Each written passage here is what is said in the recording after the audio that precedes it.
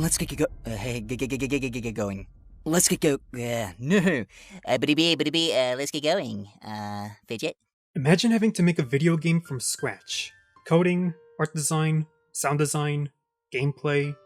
To fit these puzzle pieces together and show its picture to the audience usually takes tens of millions of dollars for a studio consisting of 100 or 200 employees to assemble. That doesn't guarantee a video game's success though, especially if there's trouble during its development. Sometimes, games enter development hell, where they're passed around different studios like a hot potato because one goes bankrupt. And other times, they're just outright disappointments after backers helped support these titles. And if these video games fail, reviewers will be quick to point out glitches and unpolished areas, marking them as the byproduct of crunch time, a loss of vision, or was outright crafted without love and care. Thus, an Elysian tale defies most of these toxicities that can poison video games and their respective developers, and it did so by having one person know exactly what to do with their vision, and instructing everyone involved with the right instructions to execute said vision. The waters have stopped flowing. I was the one to stop them. I am Lady... how do you say her name? Thus, an Elysian tale is a title that, like many other indie titles, was mostly or exclusively developed by one person. Produced by Dean Dodrill, the game took over 3.5 years to complete and was originally released on Xbox Live Arcade on August 2012. It has since been ported to PC and Steam, PlayStation 4, iOS, and most recently... And the Nintendo Switch? Yeah!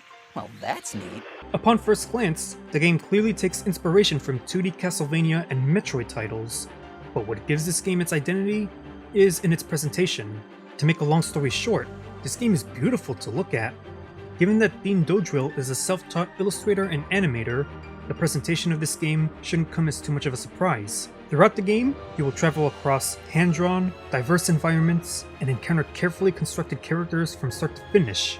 Would it have looked this impressive if this game was an 8-bit style platformer, as originally envisioned and echoed through the vintage music pieces in its soundtrack? Hard to say.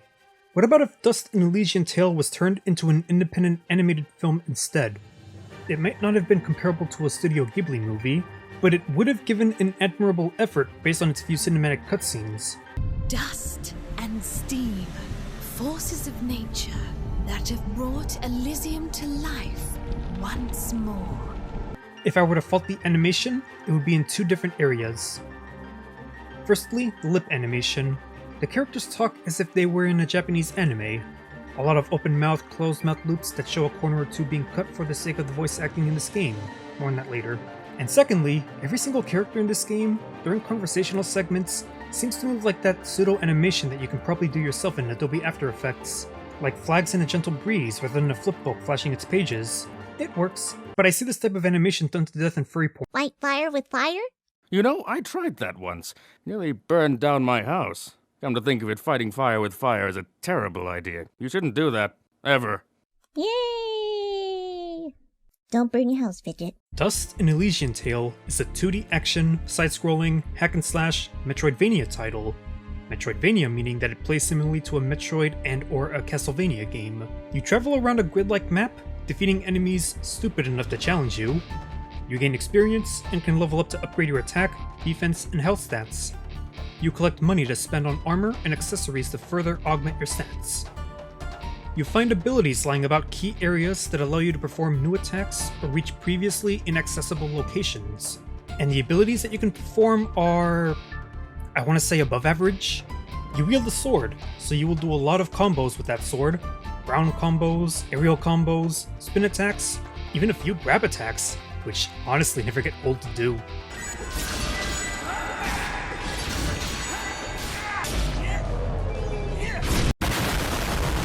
You also wield a fidget, so you will do a lot of Super ballistic fidget action button of power! attacks.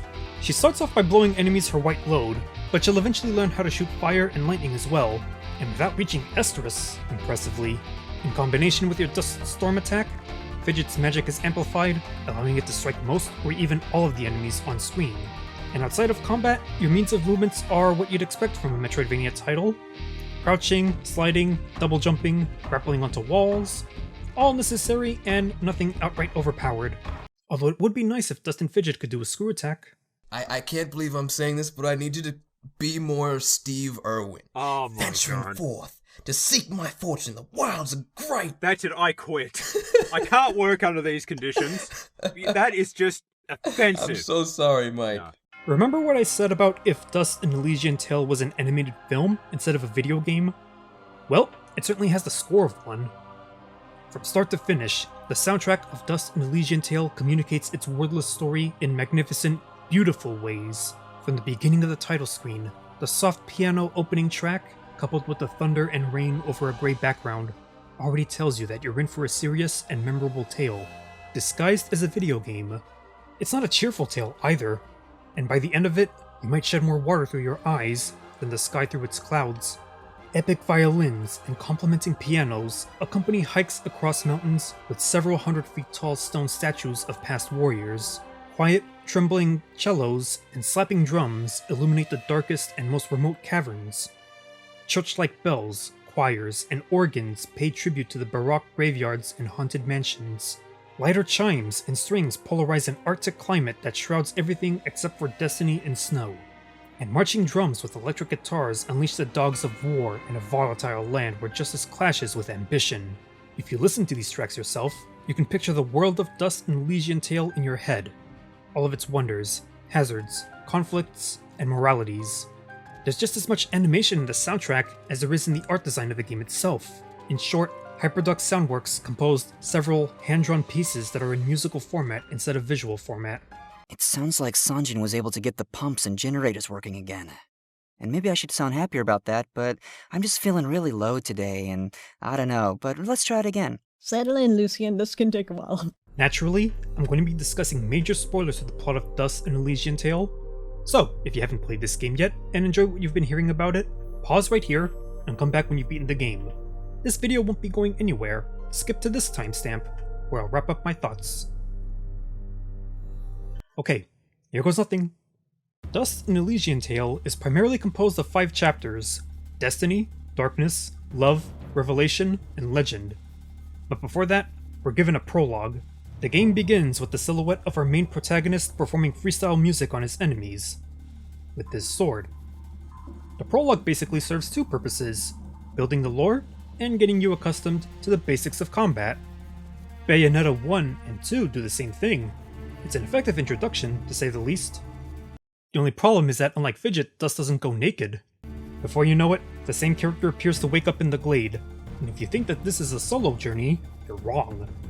He's soon accompanied by a wise talking sword called the Blade of Ara, and seconds later, Ara is accompanied by his guardian, a fictitious Nimbat named Fidget. No, not that outdated fad. Although some people would argue that they're both just as annoying. More on that later. Together, the 3 of them break enemies and the 4th wall before making their way to Aurora Village. No! Mash the buttons! Do something! Once here, Fidget's love for Minecraft is made evident to the pair of sentries keeping guard. Prospectors! We are prospectors! And we're out on an excavation to find, ore deposits. They talk to a character named Ginger, a troubled lady whose jaded comments about enemies that'll keep coming back shroud her true grief. Her pain will have to wait, because you have to tend to the current pains of Aurora Village.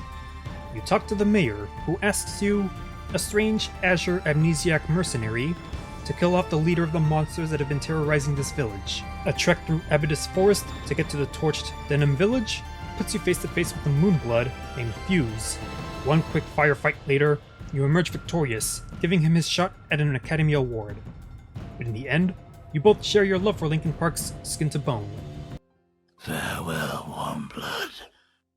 Ashes to ashes. Dust to dust. Ash to ashes, dust to dust. You return to Aurora Village and discuss with the mayor about the Moonbloods, about General Gaius, and what he is doing. The abridged version is that the Moonbloods are seen as the minority, cold-blooded reptilian race by a military leader who wants to wipe them off of the face of the earth, because he thinks of them as a mistake of God. Well, he certainly puts the furor in furor. The mayor has you talk to Ginger again, who was startled by the fact that you killed Fuse. She reveals that she and her family had ties to the Moonbloods and were basically pro-Moonblood, but her family was murdered by General Gaius' soldiers, Ginger plans on going north because the waters are drying up. This leads to the second chapter of the game, where the ground practically explodes. A pathway to Surmount Caverns opens up in the basement of Aurora Village. Dust and friends explore these caverns, finding a child that inadvertently leads them to Mudpot, a blue neck village that has been hit particularly hard by the drying waters. The child that you followed to Mudpot, named Bobo, has a father that is clinging to life and needs the waters to flow to survive. The reason these waters were closed off is because there's a being named Lady Tethys who controls the waters in this land. She needs to be persuaded to let her waters flow, Giggity. because she's under the impression that closing them will help prevent General Gaius' war campaign, when in reality it's harming everyone. Sense is knocked into Lady Tethys, and you make your way back to Mudpot. And despite your best efforts to save Bobo's father, he sadly passes away upon your return. What's left of Mudpot is saved, and through Lady Tethys, you are suggested to proceed to the Sorrowing Meadows, looking for someone named Baron Cain. The third chapter of Dust and Elysian tale begins here. The path to Blackmore Mountains, where Ginger went to, is blocked off by the forces at work in the Sorrowing Meadows. You encounter Cora again, a character that was originally in Aurora Village. She tells you that the way to speak to Baron Cain is to bring 4 keepsakes that are located in 4 mansions throughout the estate. Each mansion has you encounter a green demon that you can't strike down with Ara because it exists in a different plane. When the keepsakes are returned to Cora, she explains that the green demon that has been stalking them is indeed Baron Cain. Cora wants to free Cain from his dark rage, and the keepsakes are key to that. The power of Christ compels you! The power of Christ compels you! You promptly fight him, able to attack him because the keepsakes turn his rage into regret. And after a successful exorcism, Cain mentions the 2 souls that Dust possesses. The barrier to Blackmore Mountains is dispelled, allowing the trio to catch up to Ginger. Fidget displays COVID-19 symptoms Oh, I think I'm coming down with something. and recommends causing avalanches to help proceed to the summit. Strangely, that works, and they make it to Zaplik Village. Or what's left of it, anyway. It's here that Dust begins to learn of his pair of foundational souls. He recognizes the village, the picture of Ginger and her brother named Jin, because one of his souls is indeed Jin. The other soul belongs to Cassius, an unparalleled assassin that, outside of having met his end to a child, is the Yang to Jin's Yin. Cassius is also General Gaius' brother in arms, maybe even someone that he has probably yiffed. Anyway, Ginger and Elder Grey Eyes also refer to Dust as the Mithraden, who was a being born of the life thread and molded by the Moonbloods as their lord and savior. Though if I'm being honest, Dust isn't furry Jesus Christ, or Keanu Reeves, or even their Sephiroth. He's more like if a pair of Digimon DNA digivolved and neither of their memories transferred over into the new body. But this Grey Jedi is more than capable of assisting the Moonbloods defeat General Gaius nevertheless, because he's learned how to be good throughout this game, and what better place than the Everdon Basin? In the most volatile land in all of Falana, an all-out war is waged between the Crips and the Moonbloods, with Dust in the middle of the action. He eventually reaches General Gaius, and both parties duel to the death. In the end, Dust is victorious, but at the cost of his life. Alright, we'll call it a draw. During the brief epilogue, Elder Grey Eyes honors Dust's sacrifice while mentioning that the forces of good aren't so easily stopped. It's during this moment that both the Blade of Ara and the Blue Smoke Cloud emerge from the earth and fly off into the horizon. Fidget gives chase, and Ginger believes it to be Dust reincarnated. If you said no, I need to bite your face off. Go nom nom noms all over your face. If you're doing a side quest, finding a boss, or progressing the plot in general, then you're likely aware of the fact that virtually every single NPC in this game has actual dialogue. The only characters that don't speak, outside of the occasional death sound, are enemies that you've most likely slit the throats of throughout your adventure. So, with that being said, let's talk about the primary characters first. Our titular character, Dust, wasn't originally Dust. He goes by Mithraden, or Sen Mithraden, late in the game. He's also referred to as Jin by Ginger, or as Cassius by General Gaius. The reason for that is because he resembles Jin by facial appearance, and Cassius by assassin attire and fur color. But as Dust, he's basically a new person, with the souls of Jin and Cassius providing him with the justice and power that he needs to complete his journey. Fidget is a Nimbat that accompanies Dust near the start of the game. She's the guardian of the Blade of Ara that slept her side and her clan, forcing her to follow it. Originally, she's dragged into this situation, but as the game progresses, her relationship to Dust becomes platonic, or perhaps even romantic, given how much playful banter goes on between the two of them. We're in a bit of a hurry, Fidget. Don't worry, I'll feed you later. Hey, I'm not a pet! But, I would appreciate that. Thanks. You mean Fidget can't talk now? At all? That's terrible. Really awful. Not sure how I'll get by. Honestly, Fidget, where would I be without you? Probably still be wandering around in the mountains outside Aurora. Wait, what? She's the comic relief that sometimes breaks the fourth wall. Oh my, he really should have saved first. When Dust starts swinging that sword, you don't want to be anywhere near him. Have you seen the screen? He just goes... Wait, did you just... Did you just put that thing in your inventory? Yeah? What? Okay then. The adorable mascot, or even the furry sex appeal to some people. Of course, to others, she's seen as annoying, or not even a Nimbat given how rare her kind are. Oh, it's a pretty kitty cat. What, me? It's a flying cat! You and your flying mongoose? You're gonna save her village? What the heck is a mongoose? Regardless, if anything were to happen to this kitty cat bat, I will kill everyone in this game, then my subscribers, and then myself. She is precious and deserves all of the cupcakes. But now that I think about it, she went through the whole length of the game without eating anything. And I'm also really hungry! Next, we have the talking sword that Dust swings around with reckless abandon. The Blade of Ara, one of the 5 Blades of Elysium, acts as a moral compass to Dust and Fidget. Originally asleep for 200 years and watched over by Fidget until being awakened in response to Dust, he guides him during his journey, particularly to the path of good that the Moonbloods want of him. And when Elder Grey Eyes enters the picture, it's clear that he serves him. One of his most prominent moments in the game is stabilizing Dust in Mudpot, when Bobo'S father sadly passes away, despite the waters being restored to the underground. Whether Ara told Dust that they were too late or not in saving Bobo'S father or not didn't matter, as long as Dust was willing to save the village. Ara continued to guide and test Dust in the direction of good, as well as focused on what he should be doing now than what he's done in the past.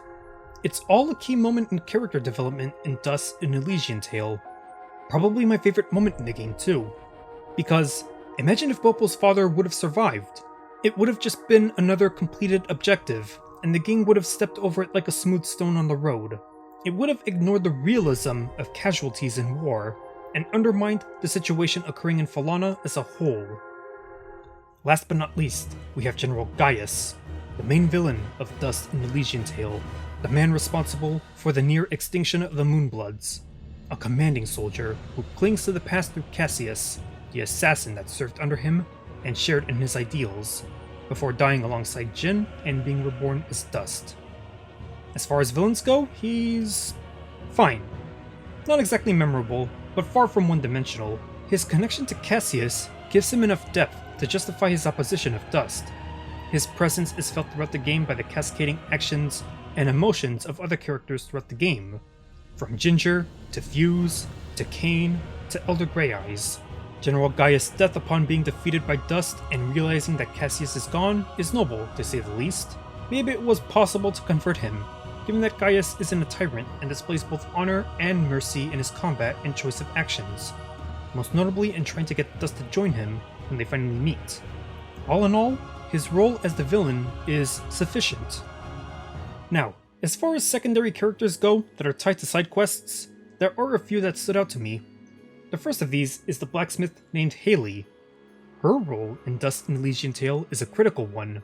She helps make armor and accessories for you, and upon finding a device that allows you to do it remotely, you can basically purchase and equip new armor from anywhere in the game. Also, I'm pretty sure that she has a crush on Dust. You didn't see the signals? She was giving you the signals! That's great, Fidget. Really, I'll keep that in mind. Another secondary character, and one you interact with from beginning to end throughout Dust and Elysian Tale, is the Moonblood merchant named Cereth. From the way he speaks to the way he dresses, he seems to be a cloth cut directly from the merchant character from Resident Evil 4, right down to this reference. Ah, he'll buy them at a high price. Well, yes. Yes, I will. His role in this game, if you value your stats, is to sell him every monster part you find so that he'll add it to his catalog. That way, through Hayley the Blacksmith, you can buy the materials you're missing to make that ring that you'll probably replace in under an hour. Also, because you travel throughout Falana, and Cereth seemingly travels the land with you, sometimes appearing to unexplainably overtake you, you must have asked yourself how a Moonblood is able to keep a low profile. The answer is that he basically provides supplies to General Gaia's forces, free of charge. I guess he's better than Don't Join from Star Wars The Last Jedi. Doesn't have that stupid stutter either. Wait, it was from past head trauma? Maybe. And the last secondary character that stands out to me, not for stat enhancing, but for sheer comedy, is Smallbot from Mudpot. She begins a side quest where she wants Fidget as a cuddle pet because she looks like a flying cat. She'll reward you with a box that belongs to someone else. But that's not relevant to this review because we'll be here forever and I don't want to spoil everything for you. The solution is to make Smallbop a fidget doll for her to hug. Hijinks ensue, and poor Fidget is the butt of the joke all throughout. A fluffy yellow butt, mind you. Measured too. Every single nuanced curve. I wouldn't mind taking a bite out of that bat burrito. You order the deaths of countless people. Countless mudblood. Yeah, mudbloods that are going... 'cause we're in Harry Potter land! Woohoo! But General Gaius, what do you mean? Dust and Elysian Tale is a textbook example of how a video game can be successful without an 8-figure budget or a studio with 100 or 2 employees working 40 hours a day, or twice that in some hellish studios. All it needs is love, time, and an unyielding vision. Before playing this game for the first time, not for the second time for the sake of this review mind you, I noticed that this game was compared a lot to Mighty No. 9. Both games appear to be opposites, to put it kindly. Especially when you compare their trailers. When the land of Elysian was given form, 4 elements were crafted from the ether. From fire and water, a cloud of steam burst forth, cleansing the world of its corruption. Hey, you, looking at the screen. Let me ask you a question. Do you like awesome things that are awesome? A storm of dust gave texture and form to the empty void. Dust and steam, forces of nature that have brought Elysium to life once more. There's a short dash, a long dash, jump dash, spiral, slide. There's probably a dash that makes you breakfast. I don't know. Don't you remember your duty? Don't you remember your friends? I remember everything. And it changes nothing! Make the bad guys cry like an anime fan on prom night. So, pathetic meddler, your career is over before it has begun. Vision. Both of these games have vision, and that vision is interpreted positively or negatively by those who play these 2 games. Don't ever play Mighty No. 9. One is a Metroidvania gem with an identity of its own and characters that will be immortalized by furry artists. Hell, I'm tempted to draw Fidget again. Or Hayley too. And the other is a cheap knockoff of Mega Man when it was trying to be a spiritual successor. It's not even a charming cult classic either, like Spaceballs to Star Wars. Just a clouded vision that resulted in a waste of money. And by the way, where are those Nintendo 3DS and N-Gage 2 ports that were promised? Still fucking with those 9 mighty fans remaining.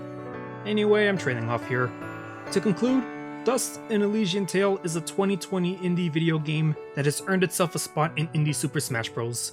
Just like that guy who protested in ancient Greek times. A lovingly crafted title, not always masterful or proficient, but still crystal clear and with an unyielding sense of direction. Are there any faults to Dust and Elysian Tale? Well, outside of what I said about the animation, I do think the 3rd chapter drags a bit after you pick up the first keepsake and have to rinse and repeat for the next 3. But hey, it's still better than nothing. Oh, is it ever.